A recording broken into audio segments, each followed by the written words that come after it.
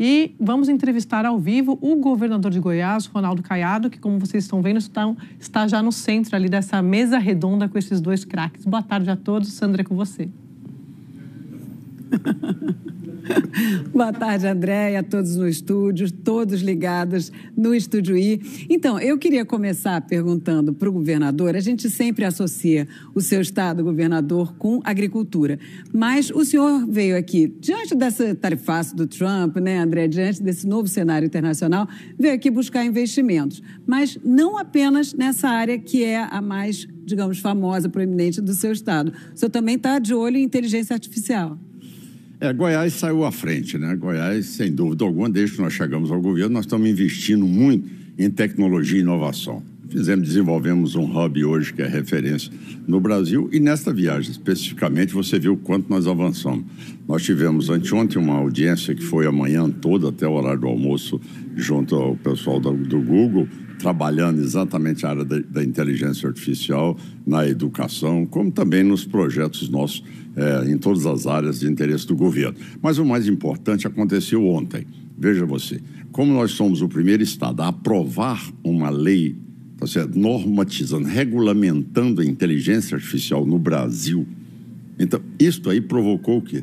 O vice-presidente, tá certo, da América Latina, tá certo, nos pediu uma audiência da Amazon e realmente trouxe o interesse dele no momento em que tem uma lei arcaica, tá certo, punitiva, restritiva, tá certo, com a visão muito mais de penalizar aqueles que desenvolvem os softwares do que realmente penalizar quem utiliza indevidamente o software. Então, eles hoje, em decorrência dessa lei aprovada pela Assembleia Legislativa de Goiás, que nós vamos sancionar, ela já se mostrou interessada em poder fazer em Goiás uma área de desenvolvimento dos projetos da Amazon no estado de Goiás. Então, isso mostra o quanto o Brasil está atrasado. O Brasil já perdeu a globalização, já é caudatário do G20, no BRICS, só falta o Brasil perder para a África do Sul, tá certo? Então, é o Brasil que hoje não é a parte empresarial, tá certo? Essa avançou muito, não é a parte do sistema financeiro digital, avançou muito. O problema é que não tem as mudanças. O Brasil, hoje, você nota aqui que o empresário americano ele não acredita na segurança jurídica do país. Ele não acredita que, realmente, o Brasil vai fazer reformas substantivas para poder atacar o processo inflacionário, que vai realmente diminuir o custo da máquina pública. Então, esta incerteza, essa insegurança que a gente vê cada vez mais aqui, há todos os anos, repetindo a mesma conversa, sem o governo mostrar que existe uma diminuição no custo do Estado. Pelo contrário, a gente vê que a dívida do Estado, hoje brasileiro, ela é 3 vezes superior ao valor do PIB. Então, se você fizer uma comparação, você vê que nesses 15 anos últimos, o que você vê é aquele valor hoje atingindo quase 97% o aumento da dívida brasileira e o PIB lá num patamar de pouco mais de 30%. Então, é isto que preocupa o empresário. Governador, essa semana aqui, o Valor faz esse evento aqui, porque essa é a semana que os brasileiros vêm aqui, a gente está falando aqui de empresários, está falando aqui do mercado financeiro, a gente está falando de pessoas que tomam decisões econômicas e os americanos também que querem entender mais da economia do Brasil, das finanças do Brasil. E nesses encontros de bancos com investidores, a questão que está se colocando é a eleição de 2026. Está todo mundo querendo olhar um pouquinho dessa agenda fiscal nesse ano e como isso encaminha para a eleição do ano que vem. E eu acho que o grande assunto que está aí, a gente está vendo vários governadores ao mesmo tempo vendendo a sua agenda aqui, se colocando como candidato, né, como um potencial para isso. E a pergunta que está aqui é se existe direita, né, união da direita aqui fora de Bolsonaro. Como que o senhor vê isso, essa questão? Então, vamos discutir a realidade, né? Ou seja, não foi aqui em Nova York, mas foi na Bahia, em Salvador, no dia 4 de abril, que eu fiz o meu lançamento como pré-candidato a presidente da República, tá certo? Hoje eu estou aqui como governador, mas lógico que esse tema já está pautado. Você colocou muito bem, todo mundo já tem a convicção de que o governo Lula não deu certo. Então, não deu certo. Então, vamos pensar rapidamente o próximo governo. Essa está na pauta, é a realidade. Tá certo? Não adianta você querer achar que ele vai reverter uma situação econômica hoje no país, que vai resgatar uma credibilidade diante de um processo que está a cada dia, tá certo? Com um processo inflacionário, taxa de juros, escândalo do INSS. Quer dizer, isso tudo não dá tempo para ele recuperar-se. Com isso, é lógico que a pauta é a discussão de presidência da República, sem dúvida alguma. E nós estamos aqui com os governadores que todos estão hoje o quê? Discutindo se aquilo que nós fizemos nos nossos estados mostrou que nós sabemos fazer a tarefa de casa, sabemos fazer um equilíbrio fiscal, sabemos fazer segurança pública. Somos o primeiro lugar no IDEB no Brasil, o primeiro lugar na segurança pública, em transparência de contas públicas. É lógico que todos se colocam, e mais do que nunca também é que eu venho de uma trajetória de muitos mandatos. Em relação à direita, ninguém tira aqui, também ninguém é insensível a não reconhecer que o ex-presidente Bolsonaro conseguiu mobilizar publicamente a centro-direita no Brasil. Isso é uma realidade. Isso é incontestável. Não adianta as pessoas quererem achar bom ou ruim, mas é uma realidade. Que ele hoje tem uma capacidade de mobilização que é real hoje diante de todas as mobilizações nacionais. Agora, a discussão que se faz neste momento é que cada um agora, eu não posso aguardar a convenção de julho de 2026. Eu tenho que andar o Brasil, eu tenho que levar aquilo que eu construí em 7 anos no governo de Goiás para mostrar o que é possível fazer com seriedade. E falo mais, Alex, não é a eleição de um presidente da República, é aquele que terá a coragem e a autoridade moral para poder governar o país. Porque a crise hoje no Brasil é por falta de autoridade da presidência da República. Então você não tem um presidencialismo, você tem um problema de uma desordem institucional instalada por ausência da presidência. Governador, pegando uma carona nessa pergunta do Alex, a gente mostrou agora há pouco uma outra fala do ex-presidente Bolsonaro, dizendo que ele não vai pedir, mas que, na prática, que seria bom governadores de direita questionarem por que ele está inelegível e também fazer uma defesa dele, né, a respeito desses processos, dessas investigações, principalmente nessa do golpe, né? Aí já comentário meu. Como o senhor avalia? O senhor acha que o presidente Bolsonaro dá essa declaração porque, na visão dele, um candidato de direita só vai sair com a bênção dele? Ou o senhor acha que sim, os governadores de direita precisam sair em defesa do ex-presidente Bolsonaro?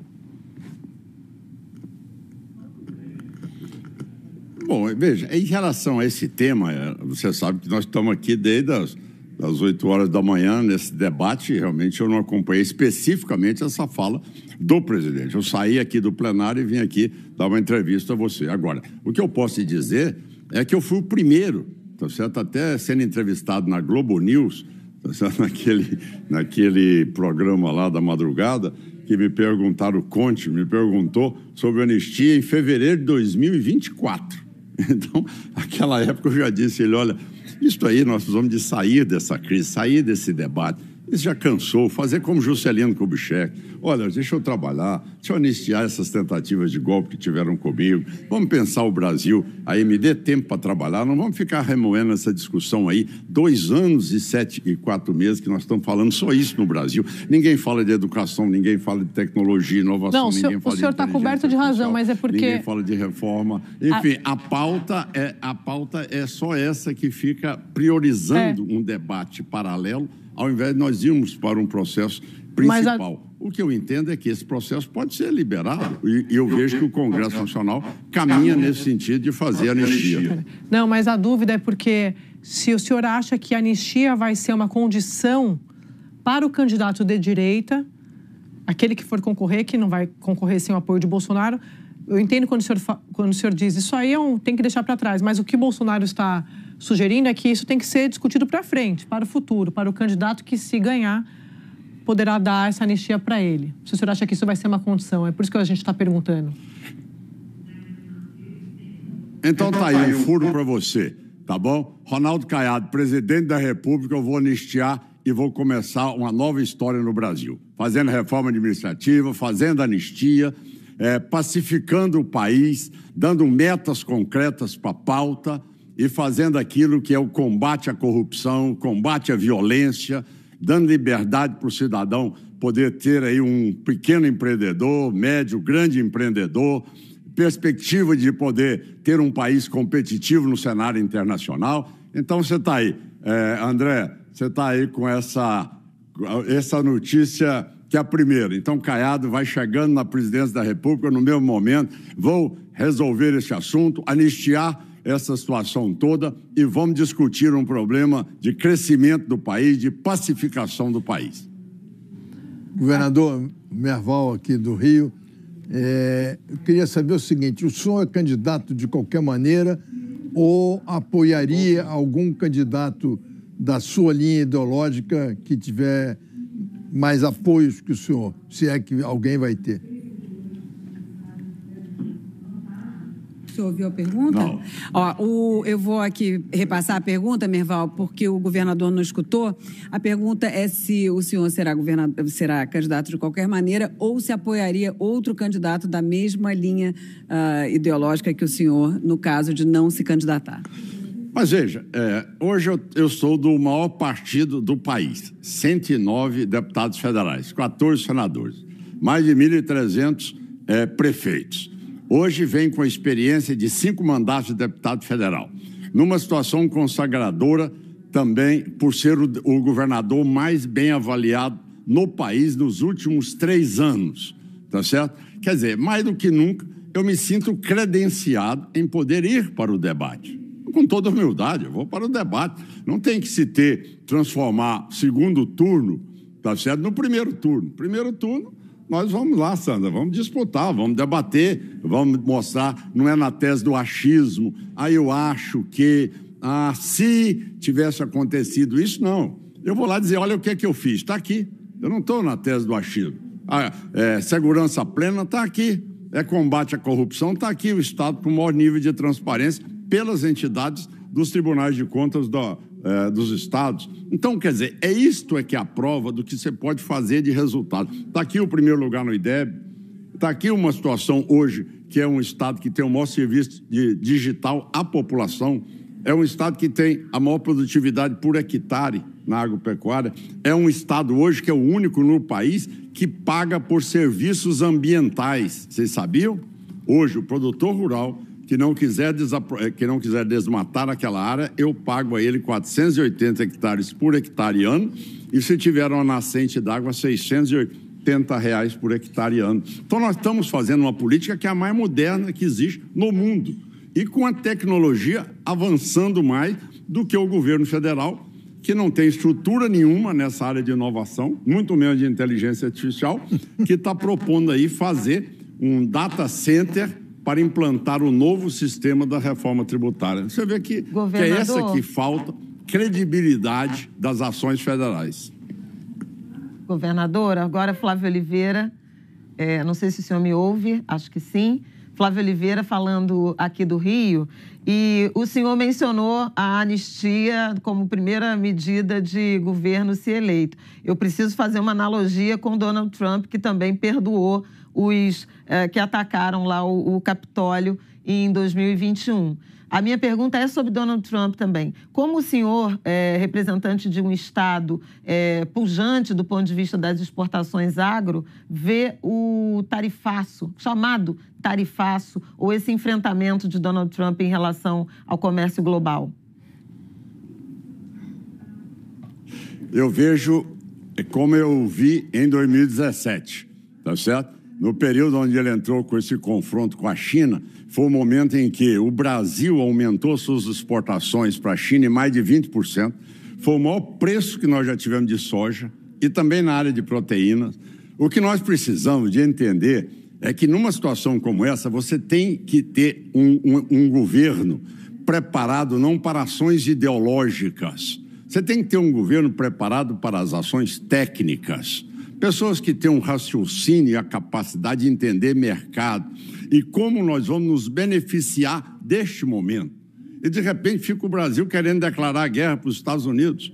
Não é isto. A visão de um governo inteligente é buscar as alternativas que nós temos, ver quais são os mercados que abrem para o Brasil. Então, neste momento, eu estou te citando que o que ele está fazendo agora, ele fez em 2017, foi o maior momento de expansão que nós tivemos nas nossas exportações e o maior ganho que nós tivemos nas nossas commodities. Então, essa é a realidade, entendeu? Não é essa visão de direita e esquerda, é visão de mercado. Já todo mundo sabe a minha posição ideológica. Sou homem de centro-direita, sempre fui, nunca mudei. Tem 40 anos que estou nessa luta, desde minha primeira eleição em 89, que era o único a defender livre iniciativa e produtor rural. Agora tem muita gente que gosta de vestir essa camisa. Mas, voltando à pergunta, é o momento do Brasil aproveitar, abrir mercado. Nós já perdemos o mercado na área de manufaturados, essa é uma realidade, tá certo? Estamos sustentando o mercado na área da agropecuária brasileira. Se nós perdermos na inteligência artificial, aí sim vai ser uma queda de competitividade até no nosso setor primário. E o senhor, quando olha para a articulação de 2026, como que o senhor, que, como acabou de lembrar, um homem muito experiente também nas disputas eleitorais, vê esse xadrez político para 26? O senhor acha que do lado do presidente Lula estarão quais partidos e do lado da centro-direita, quais partidos? O PT não tem outro ativo. O PT não tem ativo algum. Ele tem apenas a candidatura do Lula que vai ser colocada. Sem dúvida alguma, ele vai colocar. Mas ele sabe, tá certo? Hoje, as pessoas sabem que aquele que chegar no segundo turno com ele ganha as eleições, tá certo? Isso é um sentimento nacional. Por que eu estou dizendo isso? Porque é muito difícil você reverter uma curva em queda descendente que está sendo não só a popularidade, mas a situação também que o penaliza duramente nesse momento onde o cidadão comum não investe mais. E o sentimento do brasileiro é ser um pequeno empreendedor. Ele vai tomar um dinheiro no banco, é 20%. Ele não tem condições. Então, ao mesmo tempo, ele está vendo esse escândalo do INSS. E veja vocês, 2017 eu era senador da República, eu já denunciava essa prática. Antigamente, esses sindicatos se beneficiavam daquela obrigatoriedade sobre o trabalhador rural. Depois que nós derrubamos isso na reforma trabalhista, eles passaram a fazer débito aí nesse olerite aí do aposentado. Então, tudo isso afeta a credibilidade de governo. Ele não apresentou resultado, não tem programa de governo. Então, nós sabemos muito bem que nós temos hoje governos estaduais bem administrados, com resultados junto à população e que são, sem dúvida nenhuma, referência para nós podermos ganhar as eleições em 2026. Eu tenho certeza absoluta desse sentimento hoje, que é no Brasil, e a torcida toda hoje no sentimento de poder fazer um governo que dê certo para tirar o Brasil nessa tese eterna de país do futuro. Ô, Andréia, eu queria perguntar para o governador, eu não sei se a gente ainda tem tempo, mas ontem o senhor falou a respeito da reeleição, Sim. Sobre a posição do senhor, e foi aplaudido. Eu queria que o senhor falasse um pouquinho sobre isso. Sandra, eu não entendo. Um presidente da República eleito em 2026 é uma situação especial. Nós estamos vivendo um momento extremamente desafiador. É aquela tese, ou você tem um presidente da República com a coragem moral de poder enfrentar a realidade sem pensar em sua reeleição, ou senão você não governa o Brasil. Essa é a realidade. Se você estiver pensando em reeleição, esqueça.